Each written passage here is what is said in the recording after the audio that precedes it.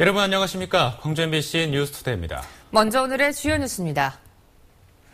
올여름 비온 날들이 적고 일조 시간이 많아 올해 추석에는 과일들이 어느 때보다 달고 맛있는 것으로 분석됐습니다.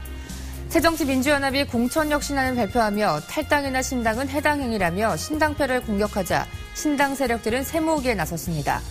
윤장현 광주시장이 암 수술을 성공적으로 받았습니다. 윤 시장은 수술 경위 등을 시민에게 공개했습니다.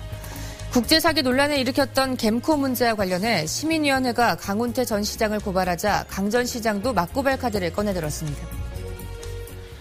올해 추석에는 과일들이 어느 때보다 달고 맛있다고 합니다. 여름에 비 온 날이 적었던 데다 일조 시간은 많아서 역대 어느 추석 때보다 과일의 품질이 높아졌습니다. 조현성 기자입니다. 9월 초중순이 수확 적기인 홍로 사과입니다. 당도를 측정해봤습니다. 대부분 14브릭스 안팎, 가장 높은 사과는 16.4브릭스까지 나왔습니다. 사과와 함께 대표적인 명절 과일인 배의 당도도 다르지 않았습니다.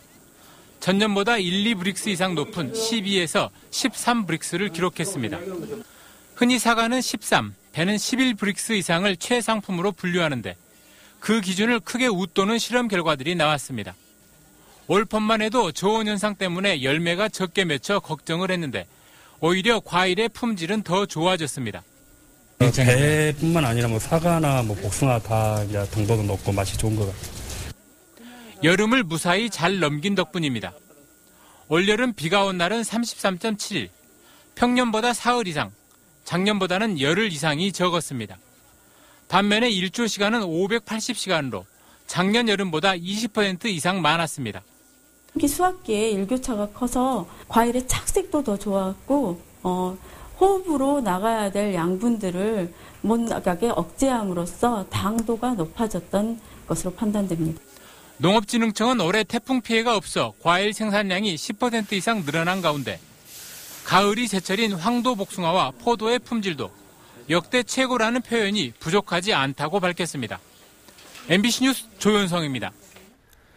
새정치민주연합이 공천혁신안을 발표하면서 탈당이나 신당은 최대 해당 행위라고 엄포를 놨습니다. 반면 신당파들은 새 분리기를 시도하고 있습니다. 혁신안대로라면 공천을 받을 수 없게 된 박지원 의원의 행보도 주목됩니다. 김인정 기자입니다. 새정치민주연합의 혁신위원회는 공천혁신안을 발표하면서 신당파와 탈당파들을 직접 겨냥했습니다. 공개적으로 탈당 및 신당 창당이나 합류를 선언한 사람은 당적을 박탈하는 것은 물론 어떠한 형태의 복당도 불허해야 할 것입니다. 천정배 박주선 의원 등이 추진하는 신당 세력을 견제하며 집안 단속에 나선 것으로 해석됩니다. 반면 신당파들은 기성 정치인들에게 러브콜을 보냈습니다. 천정배 의원은 가치와 비전을 공유하면 누구라도 함께하겠다고 밝혔습니다. 기성 정치인 중에도 사실은 아까 여당 정치인 중에도 훌륭한 사람들이 있습니다. 그렇게 무조건 진영 논리만에 의할 거 아닙니다. 현역 탈당 1호인 박주선 의원도 함께할 현역 의원들이 여럿이라고 밝힌 바 있습니다. 상당수가 있습니다. 또 상황의 변화에 따라서 그 숫자는 더 늘어나면 늘어났지 줄어들지는 않을 것이다. 새정치연합과 신당파의 힘겨루기가 예고된 가운데 중진 의원들의 거취도 주목됩니다. 혁신안대로라면 2심 유죄 판결을 받아 공천 신청도 하지 말아야 하는 대상인 박지원 의원의 행보가 당장 관심입니다. 지금까지 우리 당을 위해서 얼마나 많은 기여를 했는가.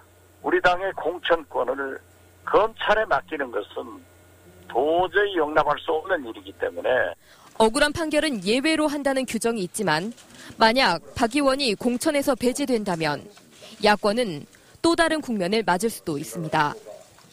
MBC 뉴스 김인정입니다. 민주당의 김민석 새로운 시작위원회 의장은 제2의 열린우리당으로 돌아간 새정치민주연합은 여당의 적통이 아니라고 비판했습니다. 김민석 의장은 광주시 의회에서 기자회견을 갖고 선거에서 연전 연패하고 당원끼리 분열하는 새정치민주연합은 야당사에 역사적 과오를 남겼다고 비판하고 비록 원외의 작은 정당이지만 민주당의 야권 재창조의 주축이 되겠다고 말했습니다. 밤사이 광주 전남 지역에는 가을비가 추적추적 내렸는데요.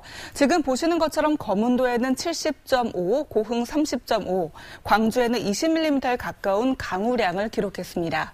비는 그쳤지만 오늘 구름 많은 가운데 한낮에 광주가 27도까지 오르면서 어제보다 6도에서 7도가량 기온이 크게 오르겠습니다.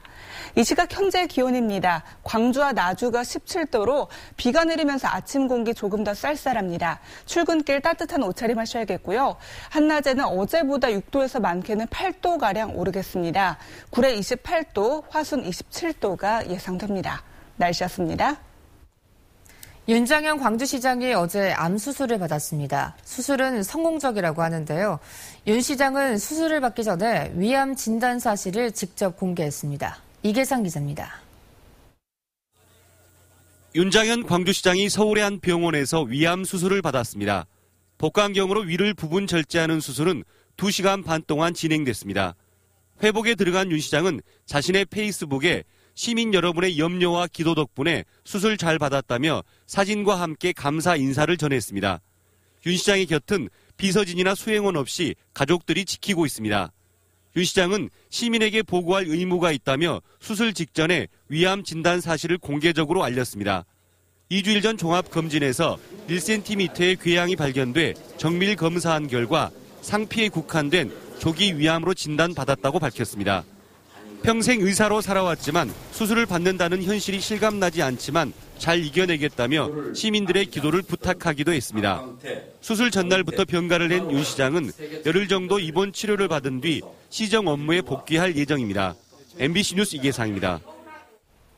한때 국제사기 논란을 일으켰던 겜코 문제와 관련해 시민위원회가 강훈태 전 시장을 검찰에 고발했습니다. 그런데 이 강 전 시장도 맞고발 카드를 꺼내들었습니다. 정용욱 기자입니다. 한미합작 3차원 입체 영상 변환 사업, 이른바 겜코 사업의 진상 파악을 위해 구성된 겜코 시민위원회가 강훈태 전 시장을 업무상 배임 혐의로 검찰에 고발했습니다. 시민위는 무리하게 사업을 추진해 106억 원이 날아갔다며 책임자로 강 전 시장을 고발했다고 밝혔습니다. 또 1심 재판부가 겜코 사업의 사실상 주체는 광주시이고 실질적 최고 의사결정권자는 강 전 시장이었지만 강 전 시장이 기소되지 않아 책임이 있는지 판단할 수 없다고 밝힌 점도 고발의 배경이 됐습니다. 정말 행정에서 책임 없이 계속 이대로 넘어간다면 또 다른 사례들이 남고 재발 방지 차원에서라도 이번에는 꼭 뭔가 규명을 해야 되겠다. 이에 맞서 강 전 시장도 법적 대응에 나섭니다. 검찰에서 2차례나 수사를 받았지만 모두 무혐의 처분을 받은 이를 또다시 고발하는 건 용납할 수 없다며 이번 주 내에 시민위 관계자들을 무고와 명예훼손 혐의로 고발하겠다고 밝혔습니다. 시민이라는 이름을 빙자한 초법적 올건입니다. 그리고 반시민적이고 분열적 행동이라고 생각합니다. 현재 겜코 사업에 대한 항소심 재판이 진행 중인 가운데 고발이 이루어지면서 어떤 방향으로 일이 전개될지 검찰의 판단이 주목됩니다. MBC 뉴스 정용욱입니다. 박삼구 금호아시아나그룹 회장이 금호산업 경영권 지분에 대해 우선 매수권을 행사하기로 결정했습니다. 금호아시아나그룹은 금호산업 채권단이 금호산업 주식 50%를 더하기 1주의 가격을 7,228억 원으로 공식 통보한 것과 관련해 채권단 제안을 받아들여 빠르면 이번 주 중에 주식 매매 계약을 체결할 것으로 알려졌습니다. 박삼구 회장이 올해 안에 인수대금을 완납하게 되면 2009년 말 금호산업 등 주력 계열사가 워크아웃에 들어간 지 6년 만에 최대 주주로 복귀하고 그룹 재건을 마무리하게 됩니다. 환경단체가 도시철도 2호선 건설을 재검토하라고 요구하며 2호선 건설 논란을 재점화시켰습니다. 광주 환경운동연합은 성명을 내고 광주시가 예비 타당성 조사를 피하기 위해 사업비가 늘어난 사실을 숨기는 등 거짓말과 꼼수로 2호선 건설을 추진하고 있다며 그동안 추진 과정에 대해 모든 정보를 공개하고 시민에게 사과하라고 요구했습니다. 또 2호선 건설이 공공교통수단이라는 본연의 목적에 부합한 사업인지 검토해야 한다고 주장했습니다. 인허가 과정에서 불법 사실이 드러난 백마산 승마장에 대한 건축 허가가 취소됐습니다. 광주 서구청은 환경영향평가가 누락된 백마산 승마장 건축 허가 취소를 결정하고 건축주에게 허가 취소 통보서를 배송했습니다. 또 승마장 건립공사 과정에서 임야를 벌채하고 토사를 유출한 해당 부지에 대해 복원 명령도 함께 내렸습니다. 광주 광산구 공익활동지원센터에 예산 지원이 제대로 이뤄지지 않아 정상적인 운영에 어려움을 겪고 있습니다. 광산구 공익활동지원센터는 구의회가 2차 추경에서 센터 운영사업비 5천만 원과 시설비 7,800만 원을 전액 삭감 의결해 폐간 위기에 처해 있다고 밝혔습니다. 센터 관계자는 구의회가 왜 목리를 부리는지 이유를 모르겠다며 센터의 정상 운영을 위한 예산 편성을 촉구했습니다. 포화 상태에 이른 영광 한비던전 중저준위 방사성 폐기물을 해상 운송할 전용 선박 청정누리호의 시범 운항이 오는 30일 이뤄집니다. 한국원자력환경공단은 청정누리호의 영광군과 군의회, 민간 감시기구 관계자 등 20여 명의 검증단을 태워 원정 물항장에서 영해선박 15km까지 시범 운항한 뒤 돌아올 계획입니다. 이번 시범 운항은 방사성 폐기물 운송을 앞두고 서해안의 얕은 수심으로 안전성 논란이 일며 마련됐습니다.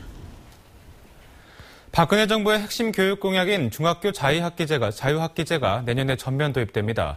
청소년이 적성을 찾을 시간을 주자는 취지인데 자유학기제를 먼저 도입한 섬마을 학교를 교육부 장관이 직접 찾아왔습니다. 양현승 기자가 취재했습니다. 완도 청산중학교 강당에 전교생이 모였습니다. 모두 35명이 전부인 이 학교는 3년 전부터 자유학기제를 시범 도입한 곳. 2학년은 정규 교과 수업 시간을 쪼개 한 주에 10시간씩 진로와 적성을 찾는 데 할애하고 있습니다. 중간고사나 기말고사도 없앴습니다. 원래 꿈이 없었는데 비전 캠프라는 걸 통해서 승무원이라는 꿈을 찾게 됐어요. 자유학기제를 도입한 전남의 중학교는 올해 171곳으로 전체의 70%. 내년 전면 시행을 앞두고 황우여 교육부 장관이 찾아와 학생들과 만났습니다. 그런데 출발을 여러분 때 해야 돼요. 나중에 하면 안 되고 여러분 때가 그런 것을 하는 때예요.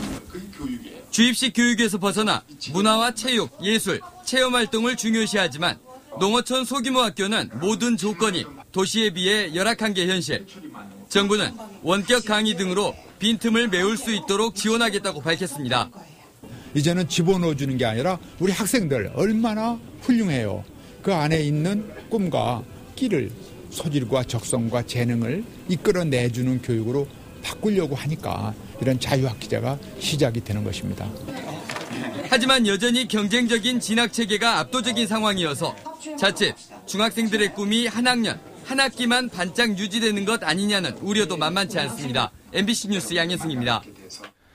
박준영 전 전남지사 재임 시절 역점 사업이었던 사파리 아일랜드 사업이 결국 중단됐는데요. 섬 발전기기가 될 수 있다는 말에 땅까지 팔았던 주민들은 전남도의 탁상 행정에 분통을 터뜨리고 있습니다. 김양훈 기자가 현장 다녀왔습니다. 목포에서 괴석선으로 1시간 거리에 있는 신안 도초도입니다. 가을 들녘이 끝없이 펼쳐져 있습니다. 지난 2005년 전라남도가 사파리 아일랜드 부지로 지정한 곳입니다. 118만 7천 제곱미터 부지에 1,300억여 원을 투입해 국내 최대 사파리 테마단지를 조성할 계획이었습니다. 야생동물들이 마음껏 뛰놀 수 있는 섬을 만든다는 구상이었지만 경제성 논란 등으로 결국 사업은 백지화됐습니다. 섬 발전을 기대했던 주민들은 한숨만 나옵니다. 기대는 걸었죠. 발전성이 많이 있을 것이다. 이렇게 기대는 걸었는데 사파리가 생기지도 안 하고 또 연기되어 버리고 또 무의식적으로 답답. 사업 부지 가운데 사유지의 76.5%는 이미 전라남도가 사들였습니다. 하지만 3년 넘게 사파리 아일랜드 부지 활용 방안을 찾지 못하면서 주민들의 신뢰는 사라져버렸습니다. 우리들이 하고 싶어서 한 것도 아니고 그래도 공익사업이기 때문에 조상들은 물려받은 땅을 헐값이죠. 다른 시설을 또 한다고 하다 4년 지나고 도지사 바뀌면 또 안 하면 또. 전라남도가 그동안 투입한 예산은 기본계획 용역비와 토지 매입비 등 75억여 원에 달합니다. 사파리 아일랜드는 경제성이 떨어지는 사업을 무리하게 추진했다가 혈세만 낭비하는 전형적인 사례가 돼버렸습니다. MBC 뉴스 김양훈입니다. 아시아 문화전당 개방 행사 이후 광주를 찾은 문화체육관광부 제1차관이 국가 브랜드 파워를 키우기 위해 문화전당을 적극 활용하겠다고 밝혔습니다. 박민권 문체부 1차관은 조선대치대에서 진행된 아시아 문화전당 개관과 국가문화정책 특강에서 아시아 문화 콘텐츠를 지속적으로 개발해 국가 브랜드와 문화전당의 가치를 높이겠다고 강조했습니다. 박 차관은 이를 위해 지역의 문화 역량을 결집시켜 문화전당의 선순환 구조를 구축하도록 해야 한다는 의견을 냈습니다. 국립아시아문화전당 정부 조직과 함께 문화전당 운영에 나서게 될 아시아문화원이 다음 달 1일 공식 출범을 앞두고 준비 작업을 가속화하고 있습니다. 아시아문화원 이사진 10여 명은 어제 오전 아시아문화전당에서 설립 준비를 위한 이사회를 열고 임시 대표로 국립발레단 명예예술감독인 최태지 이사를 선출한 뒤 법인의 정관과 조직을 심의 의결했습니다. 장기 지연되고 있는 아시아문화원 원장 선임도 오는 10월 중으로 마무리됩니다. 공제미술관 건립이 추진됩니다. 해남 윤씨 문중과 사단법인 농우당 문화사업회는 공제 윤두서 선생의 작품들을 기반으로 노구당 근처에 내후년 완공을 목표로 공제미술관을 건립하기로 했습니다. 미술관 건립에는 100억 원 정도가 들 것으로 예상되는데 해남 윤씨 문중은 국비와 도비를 지원받아 사업을 추진한다는 계획입니다. 미술관 건립은 지난해 국립광주박물관에서 열린 공제 윤두서의 특별전이 계기가 된 것으로 알려졌습니다. 중화인민공화국 건국 66주년을 경축하는 행사가 광주 김대중 컨벤션 센터에서 열렸습니다. 왕시엔민 주 광주 중국 총영사는 기념사를 통해 한중 양국의 우호 증진을 위해 노력하는 한편 광주 전남 지역이 중국과 문화, 경제, 인적 교류를 활발히 할 수 있도록 최선을 다해 지원하겠다고 밝혔습니다.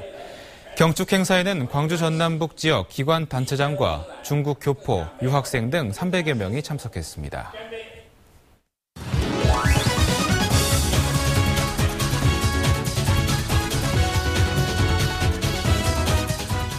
스포츠데이입니다. K리그 클래식 32라운드 광주와 전북의 경기가 열렸는데요. 광주는 리그 1위 전북을 상대로 잘 싸웠지만 아쉽게 고개를 떨궜습니다.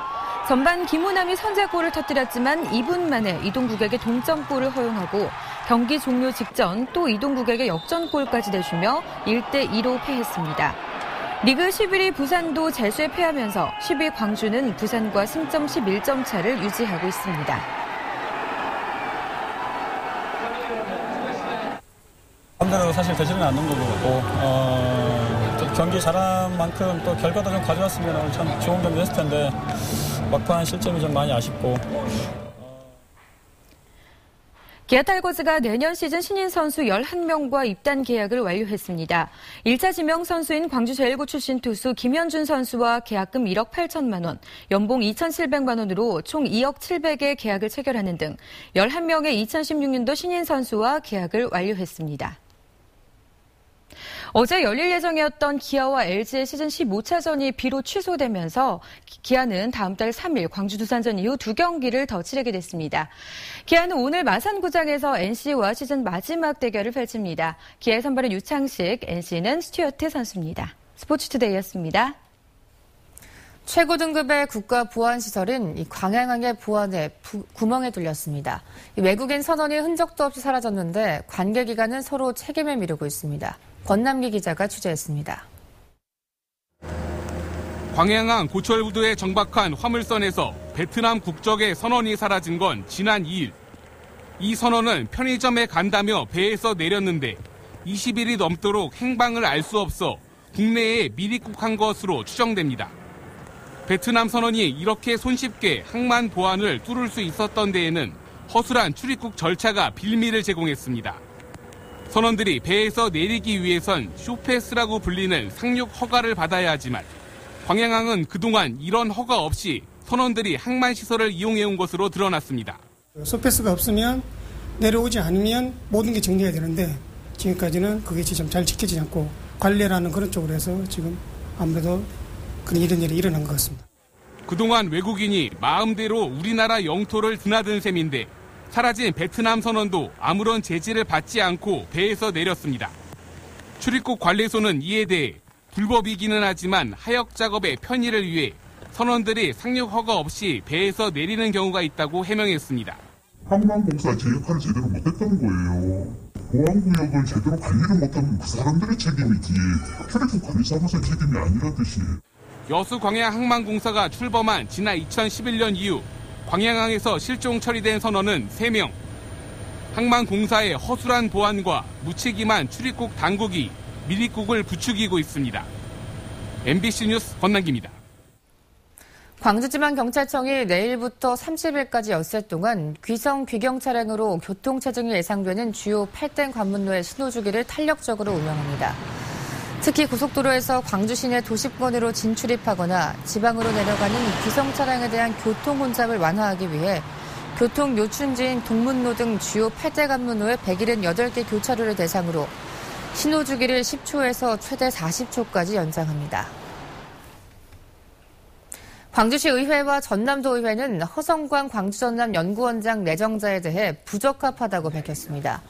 시도의회는 청문 경과보고서 최종 의견에서 광주전남의 비전을 제시해야 할 연구원장 후보로서 소신과 간절함, 당위성이 부족하고 도덕성 측면에서도 원장 임용은 부적격하다고 판단했습니다. 광주전남연구원장 임용권자인 김수산 이사장은 인사청문회 경과보고서를 토대로 이사들의 의견을 물어 최종 임용 여부를 결정할 계획입니다.